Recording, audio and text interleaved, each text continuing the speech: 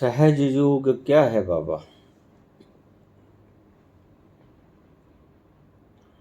सहज योग यानी तुम्हें कुछ न करना पड़े, सहज से ही घट जाए ऐसा योग, ऐसा मिलन। समझिएगा शब्दों के मतलब को। सहज योग क्या होता है? सहज घटता है जो तुम्हारे परिश्रम से नहीं घटता, वो होता है सहज। और योग मिलन, दो चीजों का मिलन। जो सहज से घट जाए दो चीजों का मिलन, उसे कहते हैं सहज योग। अनाहत ही सहज योग है। जैसे रात का सन्नाटा आपके परिश्रम से सुनाई नहीं पड़ता, आपके परिश्रम से उसकी उत्पत्ति भी नहीं होती, उसको पैदा करने में आपका कोई हाथ नहीं होता, सहजे सहजे घटता है।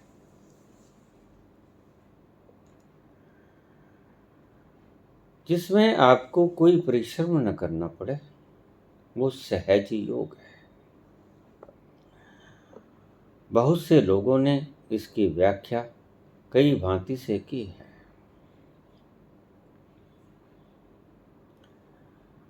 नाद शुरू हो जाए, सहज योग शुरू हो गया।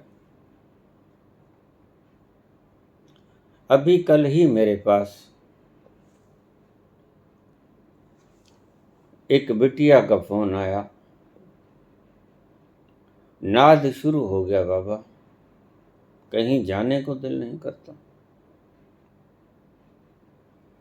और फिर मैं विपश्यना साधना करती थी, जैसे ही मैं सांसों पे ध्यान लगाती हूँ, हट जाता है, नाद की तरफ चला जाता है।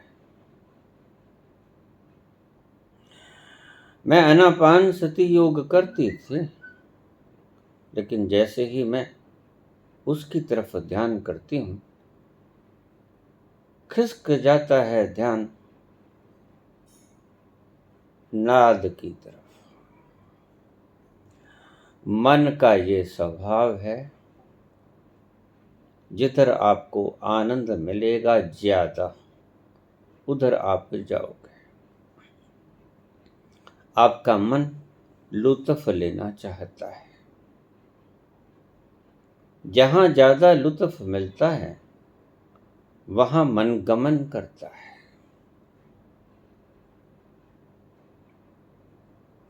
आपको विपश्यना में परिश्रम करना पड़ता है, त्राटक करने में परिश्रम करना पड़ता है,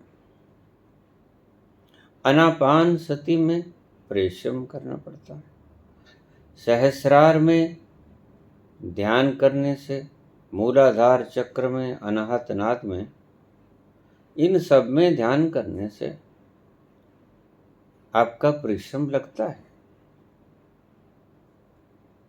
लेकिन मन परिश्रम नहीं करना चाहता। मन चाहता है मिल जाए, यूं ही मिल जाए, यूं ही मिल जाए, ऐसा होता है। अनाहत नाद, बहुत से लोगों के मेरे पास कमेंट्स आते, बाबा मैं तो परमात्मा तक को भी नहीं मानता, जब से जन्मा हूँ कोई पाठ पूजा, कोई चालीसा, कोई व्रत उपवास तीर्थ यात्रा, कभी मंदिर गुरुद्वारा, कभी मस्जिद, कहीं नहीं गया। मेरे आनंदनाथ बड़े जोरों से खुद ब खुद चल गया। इसे कहते हैं ईश्वर कृपा। और जब भी ये घटता है, आपके प्रयास से ये घटता नहीं, यह शुरू होता है उसकी कृपा से। कर्मी आवे कपड़ा नदरी मोख द्वार, ये मुक्ति का द्वार है अनाहत नाथ। मुक्ति का द्वार उसकी कृपा के बिना खुलता नहीं। जब उसकी कृपा बरसेगी तो मुक्ति का ये द्वार खुलेगा। आनंद नाद आपके बिना प्रयास से शुरू होता है। ये है सहज योग। इसमें आपको कुछ नहीं करना होता। आप आस्तिक भी नहीं, आप कुछ ने किया भी नहीं, कोई पूजा पाठ दीपक भी नहीं जलाते, किसी यात्रा पे भी नहीं जाते, किसी देवी देवता का भी पूजन नहीं करते, कोई यज्ञ हवन भी नहीं किया, बैठकर माला भी नहीं फेरी।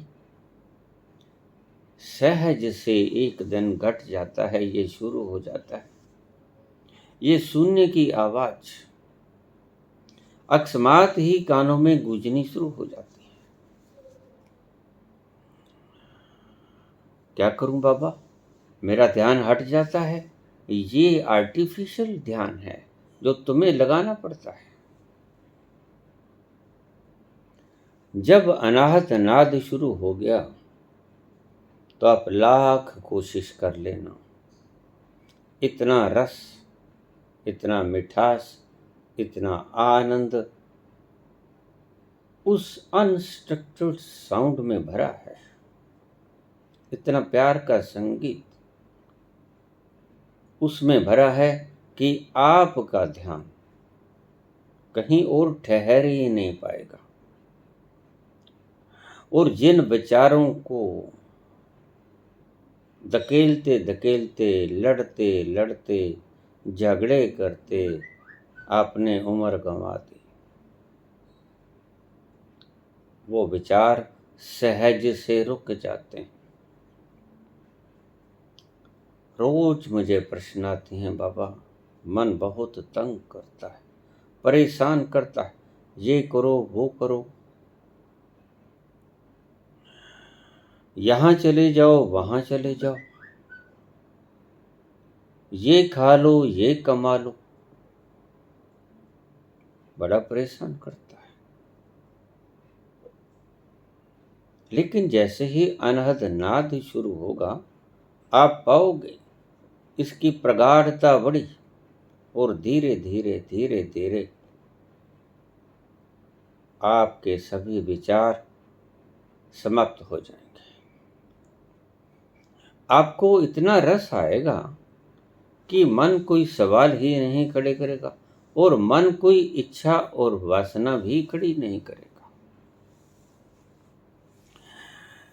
सहज समाधि भली रे साधो, सहज समाधि भली। जो सहज से घट जाए वह समाधि ही भली है।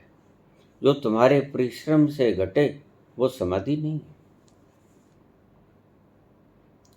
तुम्हारे परिश्रम से कभी समाधि घटती भी नहीं। ब्रह्म पाल दिए हैं तुम्हारे श्रेष्ठ पुरुषों ने, तुम्हारे आध्यात्मिक गुरुओं ने ये भ्रम पाल दिए हैं। अगर किसी के भीतर आनंद नाद शुरू हो गया है, परमात्मा की कृपा बरस गई है, क्योंकि परमात्मा की कृपा के बिना ये नाद शुरू होता ही नहीं।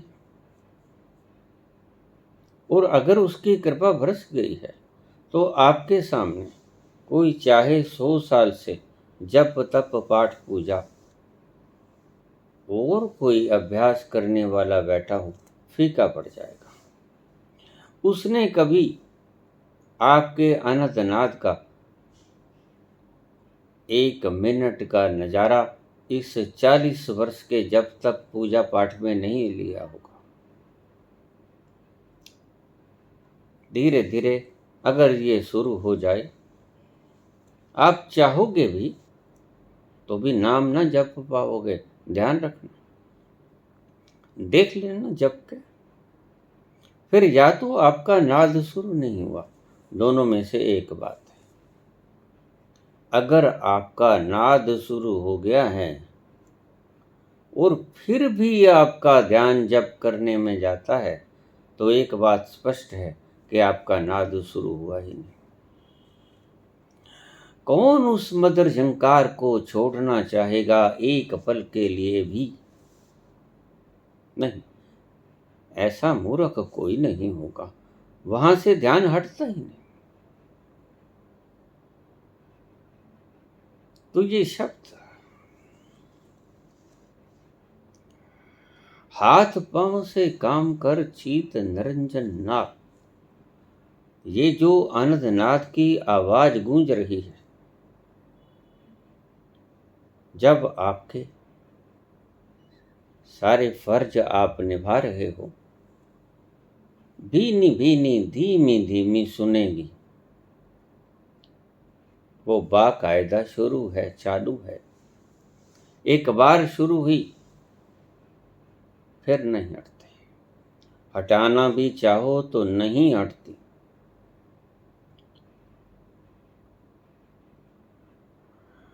तो आप जाप ना कर पाओगे। तुम जाप करके दिखाना।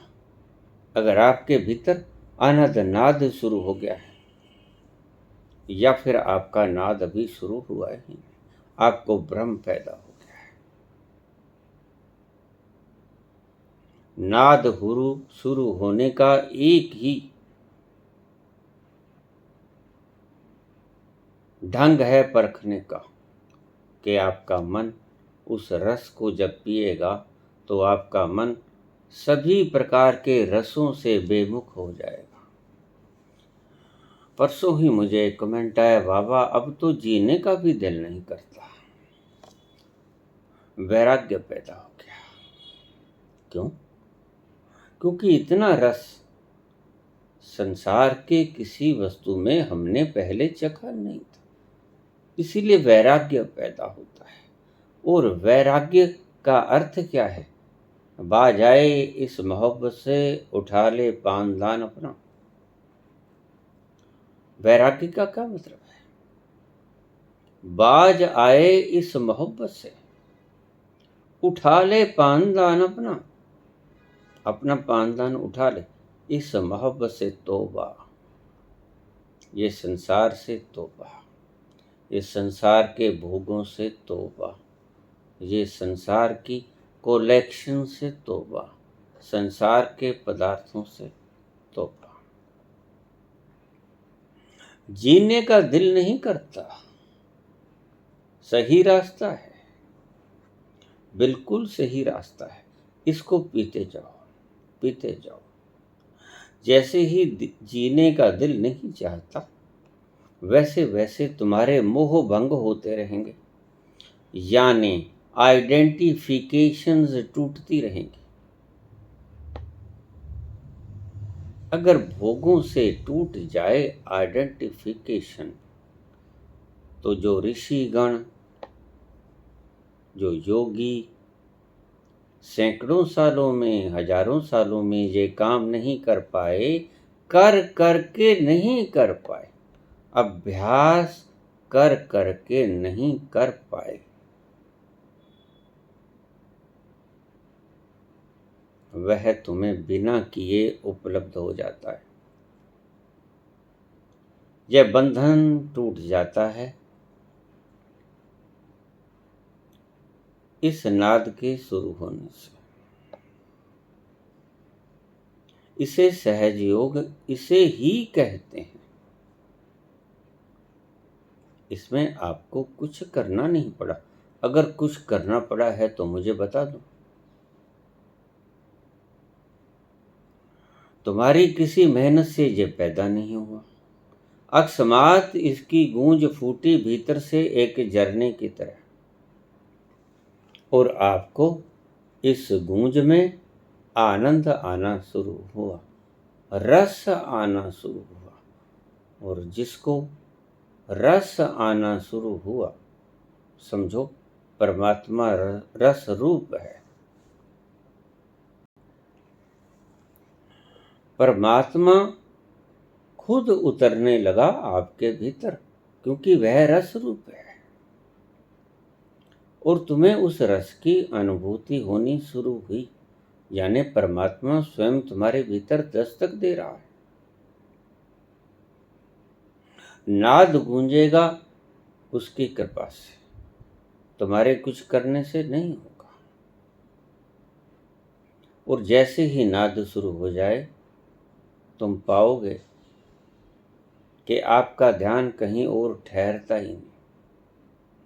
मधुर बंसरी की आवाज। भगवान कृष्ण जब बंसरी बजाते थे तो गोपियां अपनी सुध बुध भूल जाती थी।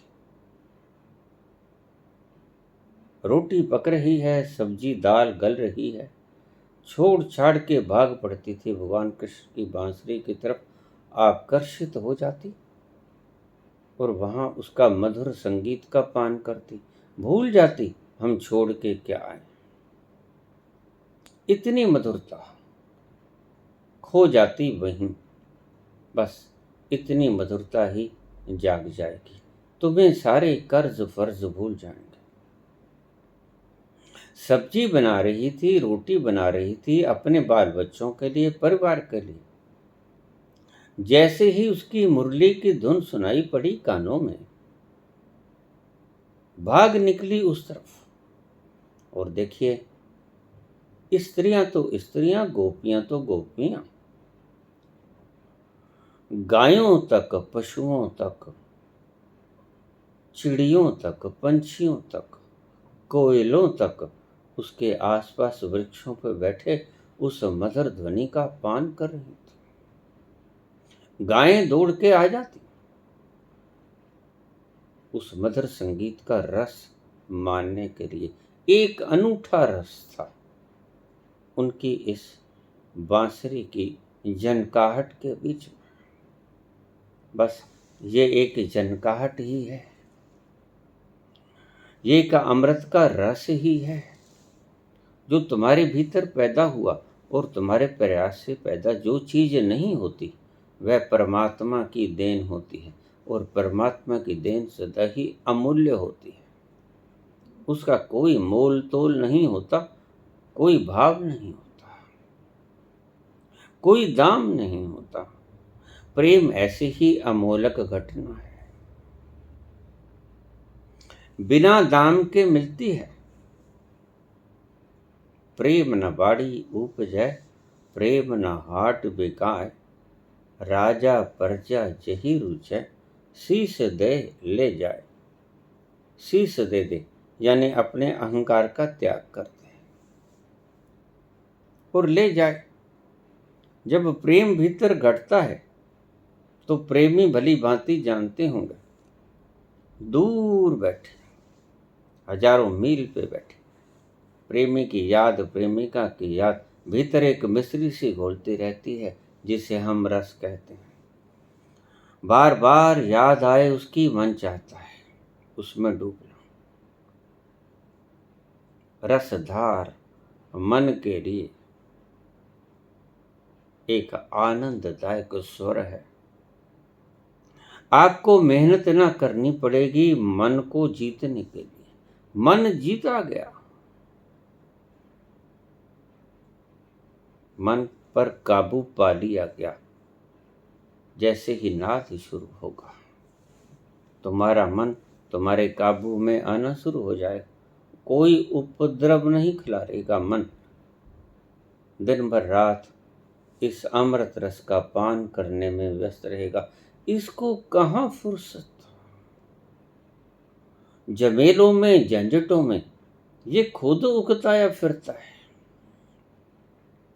और इसको एक अमृत का स्वाद मिल गया, अनोखा, अजीब, जो आज तक ऐसा स्वाद अमृत का कहीं से भी ना मिला था। आज पहली दफा चखा इसने, तो आज तो ये पान करेगा और धीरे धीरे उस रस में इतना विलीन हो जाएगा कि इसको तुम्हारी संसार की बातें अच्छी ना लगेंगी। बाबा, मन नहीं करता किसी से बोलने का। हाँ हाँ, बिल्कुल ऐसा ही होगा, ऐसा ही होगा। जीने से विरक्ति हो जाएगी, इस संसार से विरक्ति हो जाएगी, इस संसार से वैराग्य जन्म जाएगा। कुछ भी अच्छा ना लगेगा। जिस चीज के पीछे दुनिया भाग रही है, दौड़ रही है, ये लड़ाई झगड़े, ये मार काट धाड़, वो चीजें तुम्हें फीकी लगने लगेंगी, उसमें तुम्हें कोई रस ही ना आएगा।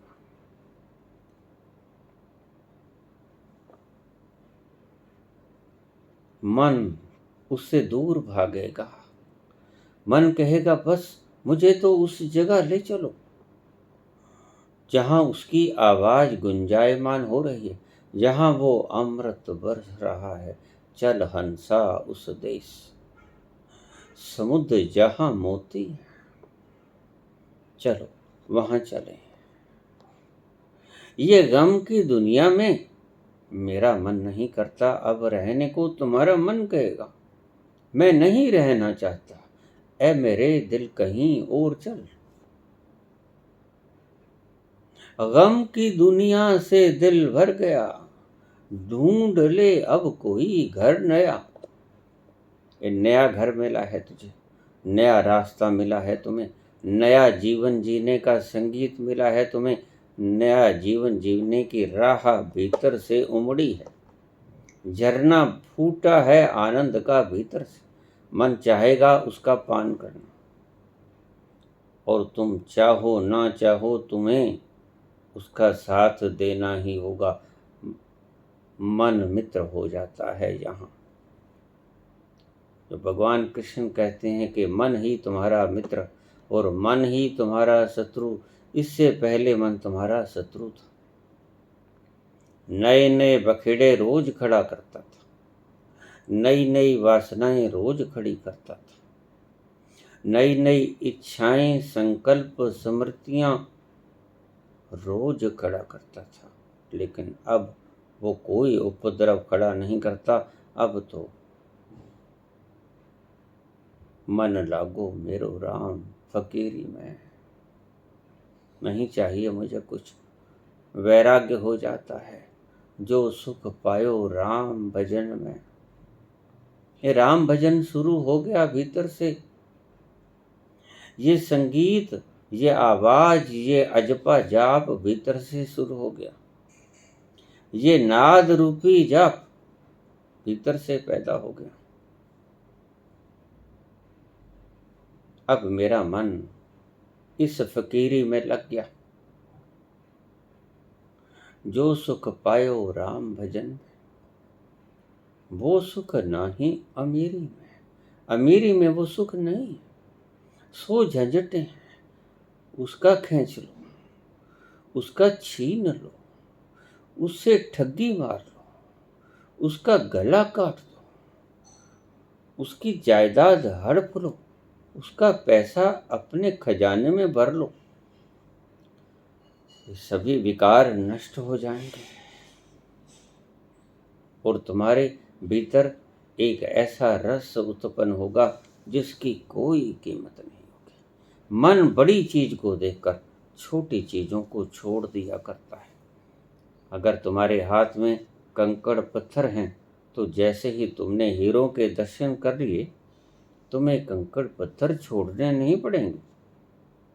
हीरे दिखते ही तुम्हारे हाथ के कंकड़ पत्थर हाथ से छूट जाएंगे और तुम हीरो को हाथ में भर लोगे। कौन ऐसा मूर्ख होगा हीरो के होते हुए कंकड़ पत्थरों को हाथ में भरे रखे, जेबों में भरे रखे? कौन ऐसा मूर्ख होगा?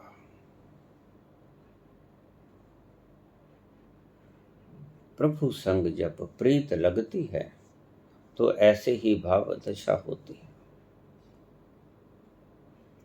ऐसी ही भाव दशा में डूब जाती है मीरा, ऐसी ही भाव दशा में डूब जाते हैं चैतन्य, और ऐसी ही भाव दशा में महावीर और बुद्ध भी डूब जाते हैं। आनंद के खजाने में डुबकी लगाते हैं, आनंद के सरोवर में, अमृत के सरोवर कुंड में डुबकियां लगाते हैं, और उन्हें उसके अलावा उससे बड़ा हीरा कुछ दिखता ही नहीं। सबसे बड़ा हीरा पा लिया, हीरो पायो, गांठ गठे आयो, बस छोड़ दिया सब कुछ। धोती की गांठ में बांधा हीरा और चल दिए अपने घर की तरफ। चल हंसा उस देश, समुद्र जहां मोती है, उस देश की तरफ तुम प्रस्थान करते हो। ये डोरी पकड़ के अनहतनाथ के इस एक धागे को पकड़ लेना, बड़ा बारीक धागा है। इस धागे के एक छोर को पकड़ लेना, बारीक है लेकिन बहुत मजबूत है।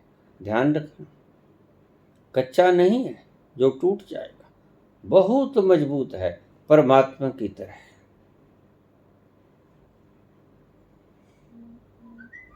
इसका एक लड़ी पकड़ लेना और उसको पकड़ के आगे बढ़ते जाना। आप पाओगे बड़े से बड़े दरिया पार कर लिए, बड़े से बड़े आसमान तय कर लिए, बड़े से बड़े समुद्रों की गहराई को ना पाए, बड़े से बड़े आसमानों की ऊंचाइयों को ना पाए, सिर्फ इस दिखने वाले कच्चे धागे के समान अनंतनाद के साथ इसका एक छोर पकड़ लेना, बस। तो आप कहते हो कि मेरा ध्यान हट जाता है, खिसक जाता है, फिसल जाता है। निश्चित ही फिसलेगा, तुम चाहोगे तो भी फिसलेगा, बार बार फिसलेगा, और देखो तुम्हें छोड़ना नहीं पड़ेगा। श्वासों पर ध्यान तुम्हें हटाना नहीं पड़ेगा, ये कोई मुश्किलात नहीं। हीरों को देखकर जैसे कंकड़ पत्थर हाथ से खुल जाते हैं, मुट्ठियां खुल जाती हैं, ऐसे ही तुम्हारा ध्यान फिसल जाएगा और उस आनंद नाद पर सिमट जाएगा, उसमें लीन हो जाएगा, क्योंकि उसे सुख मिलता है। तुम्हारे इन कंकड़ पत्थरों में उसे कभी तकलीफ के अलावा कुछ मिला नहीं, सदा ही दुख पाया। संसार के सभी प्रकार के पदार्थों को भोगने में दुख ही पाया, सुख कभी नहीं पाया। और वो सुख सुख नहीं था जो बाद में दुख दे गया। दुख के वेश के ऊपर लिपटा हुआ सुख का एक कवर था, लिफाफा था, भीतर तो दुख ही लिपटा हुआ था, ऊपर दिखाई पड़ने पर सुख लिखा हुआ था। ध्यान फिसलेगा, कितना ही कोशिश आप देख लेना। जैसे ही नाद का स्वर गहरा हुआ, तुम कोशिश करके भी अपने ध्यान को कहीं ना ले जा पाओगे, फिर बार बार मुड़ के वहीं आएगा, बार बार मुड़कर अनंत नाद पर टिक जाएगा। ना विपश्यना पे टिकेगा, ना अनापान सती पे टिकेगा, न सहस्रार में टिकेगा, ना ही त्रिकुटी में टिकेगा, ना नाभि स्थल में, ना मूलाधार में, ना अनाहत चक्र में, कहीं नहीं टिकेगा। कहीं टिकाने की चेष्टा करना भी, देखना, ये परीक्षा है आपके लिए। नहीं टिकेगा, इतना आनंद बरसेगा, आपका ध्यान फिसल फिसल जाएगा वहां से। लेकिन थोड़ा धीरज रखना। अगर आज नाद शुरू हुआ है, धीरे धीरे इसकी तीव्रता बढ़ेगी, और तीव्रता बढ़ने के साथ साथ इसका स्वाद इसकी मिश्री का स्वाद, इसका मिठास गहन से गहनतम होता चला जाएगा और एक वक्त आएगा कि तुम 24 घंटे जैसे ये बज रहा है ऐसे तुम भी इसके साथ चिपके रहोगे। न चाहते हुए भी तुम चिपके रहोगे, जैसे लोहा न चाहते हुए भी चुंबक की तरफ खींचा चला जाता है।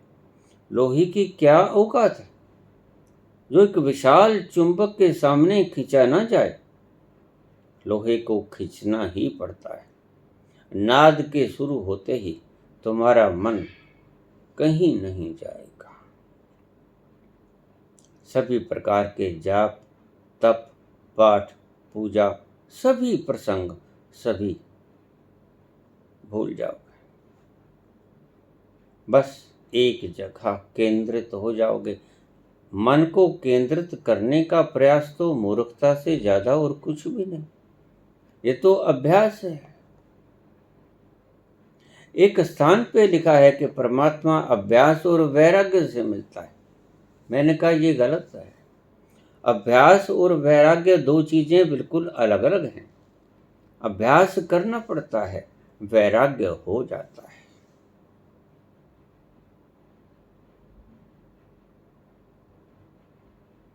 संबंध बनाना पड़ता है, प्रेम हो जाता है। प्रेम तुम्हारे संबंध बनाने जैसी चीज नहीं। प्रेम उस परमात्मा की दात है जो ऊपर से उतरती है आकाश से और तुम्हारे हृदय पटल पर छा जाती है, अपना साम्राज्य स्थापित कर देती है, तुम्हें मदहोशी में जकड़ लेती है और तुम सर्वस्व भूल जाते हो और अपना सब कुछ न्यौछावर कर देते हो। प्रेम ऐसी कीमिया है, ऐसा रसायन है, चुंबक की तरह। लोहे की कोई औकात नहीं कि वो चुंबक की तरफ खींचा चला ना जाए। सो बिल्कुल चिंता मत करो। काहे पीछे पड़े हो? तुम्हें फल मिल गया। आनंद तुम्हारा लक्ष्य था। सुरूर भीतर से पैदा हो गई। ये बंसरी की खनकाहट, ये अनंत नाद का अमृत, ये स्वाद तुम्हारे भीतर पैदा होना शुरू हुआ। अब तुम चाहोगे भी तो मन नहीं हटेगा, अड़ियल घोड़े की तरह डटा रहेगा। नहीं, अपने कामकाज के नित्य प्रति के आपके कर्तव्यों को निभाते हुए जैसे ही तुम्हें फुर्सत मिलेगी और तुम झांकोगे, पाओगे अहर्निश ये ध्वनि चल ही रही है। तुम ही कहीं गुम हो गए थे। बड़े शौक से सुन रहा था जमाना, तुम ही सो गए दास्तां कहते कहते। बड़े शौक से सुन रहा था जमाना, तुम ही सो गए दास्तां कहते कहते। तुम ही सो जाते हो,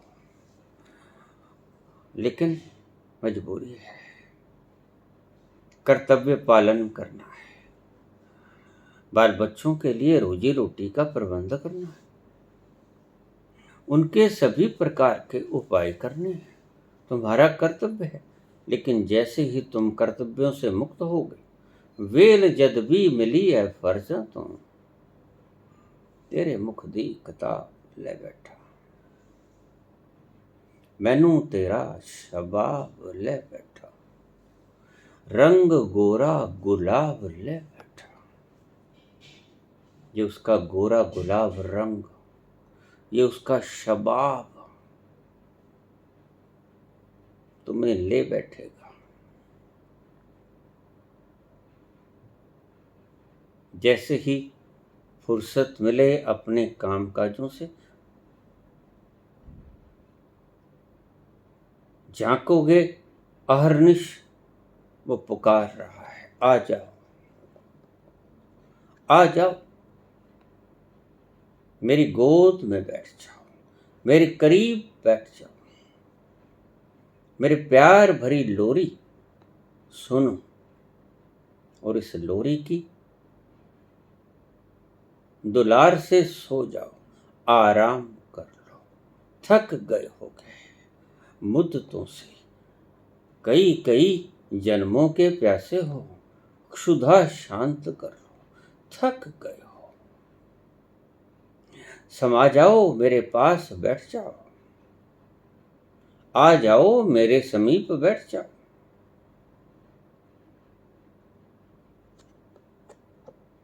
तुम चाहोगे भी बाबा, मेरा ध्यान उखड़ जाता है। ये तो एक संजीवनी, अमृत संजीवनी रस है। ये खींच लेगा तुम्हें, बड़ा विशाल चुंबक है, तुम कहीं भी ध्यान लगा दो। फर्ज निभाते निभाते दुनिया के ये तुम्हें खींचा चला जाएगा हर वक्त। तुम्हें अपना ध्यान भी कंट्रोल में रखना होगा, तुम गुम होते होते जाओगे।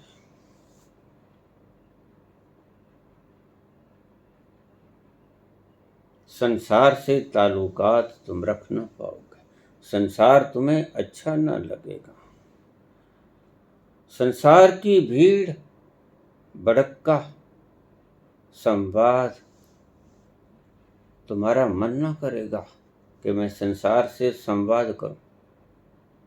नहीं, संसार तुम्हारे लिए एक सपन की भांति हो जाएगा। कुछ नहीं है, सपना है। और जिन्होंने भी कहा कि जगत एक सपना है, तो उन्होंने कुछ गलत नहीं कहा। सपना ही है, क्योंकि इसमें मिलता तो कुछ है ही नहीं। देखो, सपने से तुमने कभी कुछ पाया? सपने में तुम हीरे जवाहरात के मालिक बन गए, जगे हीरे जवाहरात कहाँ थे? सपने में तुम बहुत बड़े मालिक बन गए, पूंजीपति हो गए, जागे तो वो पूंजी कहाँ थी? सपने से कभी कुछ व्यक्ति पाता नहीं। सपना तो मात्र सपना है।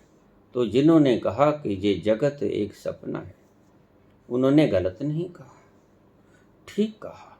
क्योंकि सपने में तुम कुछ पाते नहीं, संसार में भी तुम कुछ नहीं पाते।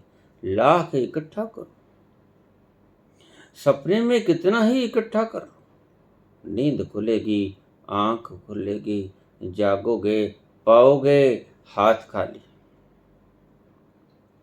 मुट्ठियां खुल जाएंगी। अंत हशर आपका भी यही होना है। आपका सपना एक दिन टूट जाना है। आपने जो बनाए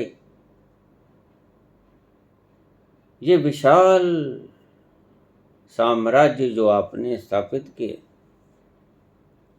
हीरे जवाहरात, जमीन जायदाद, रुतबा, कुर्सियां, बैंक भर दिए आपने,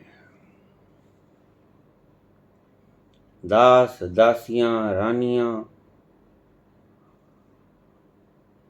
पुत्र पुत्रियां, ये तुम्हारा खजाना है। रथ, घोड़े, हाथी, जहाज, बहुत कुछ कमाया सपने में। लेकिन सपने में जो भी कुछ मिलता है, कभी जाग कर तुमने पाया तुम्हारे हाथ में कुछ था? नहीं था। आंख खुली तो पाया नदारत, सपना था,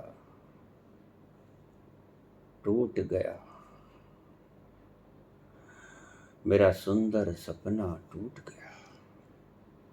बड़े खुश होते हो स्वप्न में, इतना कुछ हो गया, इतना कुछ हो गया। लेकिन मौत आती है, धरती पर बिछ जाते हो, कुछ नहीं बचता। लाख बचाने की कोशिश करो,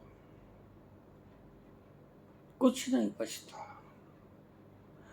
सब छीन के ले जाती है मौत तुम्हारे हाथ से। और वो सपना ही तो होता है। कुछ था भी क्या? क्या लेकर तुम आए थे? कुछ नहीं लेकर आए। तुम्हारा कुछ है भी नहीं, शरीर तक भी तुम्हारा नहीं। इसलिए जो थे वैसे ही चले, ज्यों की त्यों धर दीनी चदरिया, बड़े जतन से ओढ़ी थी। बहुत जतन किया इस चदरिया को ओढ़ने का, लेकिन मौत के वेला में ज्यों की त्यों धर दीनी चदरिया, सब कुछ यहाँ छोड़कर जाना पड़ता है।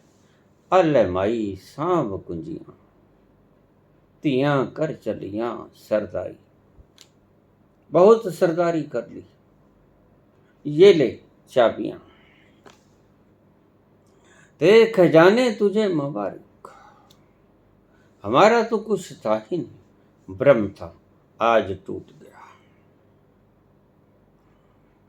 वैराग्य जन्मेगा, जीने की भी जीवेषणा टूटेगी, जगत सपना लगेगा, ये सत्य है, ऐसा ही कुछ होना है। तुम बिल्कुल सही रास्ते पे चल रहे हो, जरा भी इधर उधर जाने की चेष्टा मत करना,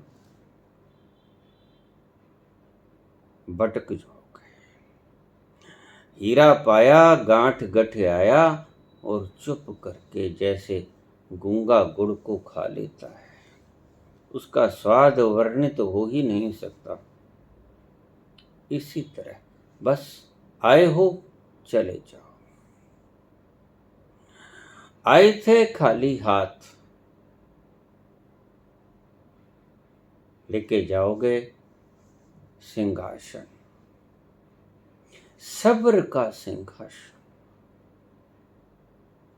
सब्र तृप्ति तुम्हारे साथ जाएगी, संतोष का धन तुम्हारे साथ जाएगा, नहीं तो खाली हाथ जाओगे, रोते पीटते जाओगे, यहाँ का संसार छोड़ोगे, बड़ा कष्ट होगा, हृदय विदीर्ण अवस्था में आ जाएगा, दुखित मन से त्याग कर पाओगे। और अगर तुमने इस सुरती को साध लिया, इस सुरती का संग रखा, भीतर ईश्वर ने नाद को उत्पन्न कर दिया, तो फिर कहीं भी जोर लगा लेना। मैं कहता हूं छोड़ दो, लेकिन मुझे कहना ना पड़ेगा, ये तो मैं कहता हूं, क्योंकि शब्दों की भाषा ऐसे ही बोलनी पड़ती है, हमारी मजबूरी है। नाद पैदा हुआ नहीं, स्वर जंकृत हुआ नहीं आपके भीतर अनाहत नाद का, और संसार छूटा नहीं, देख लेना। ना कहीं ध्यान जाएगा, ना कहीं ध्यान अटकेगा, वही हो जाओगे जो तुम हो, उसी घर में लौट जाओगे जिस घर में तुम आए थे बिछुड़ के। बस एक दुस्वप्न देखा था, बुरा सपना देखा था, आज टूट गया, मेरा सुंदर सपना टूट गया। धन्यवाद।